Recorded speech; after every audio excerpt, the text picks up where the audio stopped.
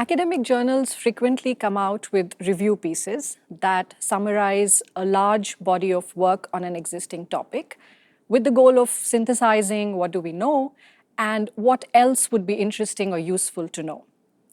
So our next study, which is coming out in the Journal of Management, is one such review piece on the topic of family-controlled business groups in emerging economies.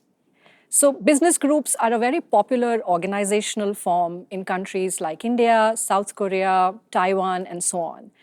And a business group or a BG is a set of legally distinct companies that do business in different product markets, but under a common administrative or financial control.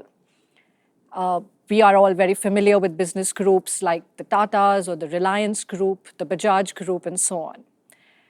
And it immediately becomes evident that these business groups are economically very powerful. Data show that in some emerging economies, as much as 40% of publicly listed companies are affiliated to business groups. These groups are politically very powerful.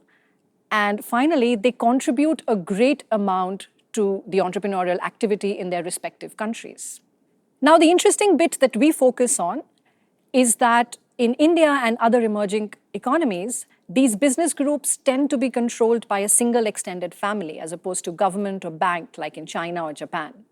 So we zoom in on the motivations, the internal structures, the incentives of family actors as the micro-foundation of behavior in these companies. Because these family actors tend to be founders, investors, board members, operating executives of these affiliated companies. So we propose that by opening up the black box of family in these businesses, academics and policymakers can better explain many patterns in the way these businesses behave.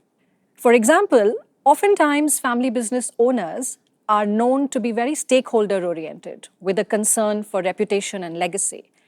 And at other times, they can be nepotistic with a mindset of entitlement over the economic resources of the business.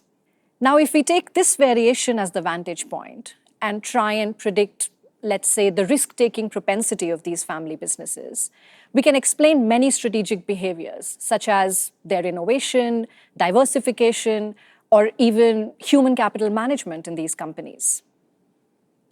And not only that, given that these business groups are politically very powerful and tend to dominate certain industries, they might also shape the economic selection environment in which other firms compete.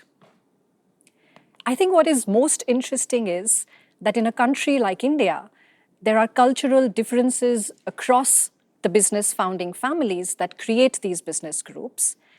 And superimposed on this is this supply of new entrepreneurs, the self-made men and women who have emerged in a modern, post-reform economic environment in India.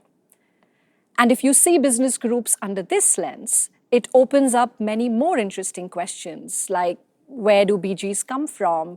When do they dissolve? When do new BGs get spawned from existing BGs and so on? And some of these questions we explore in our next study.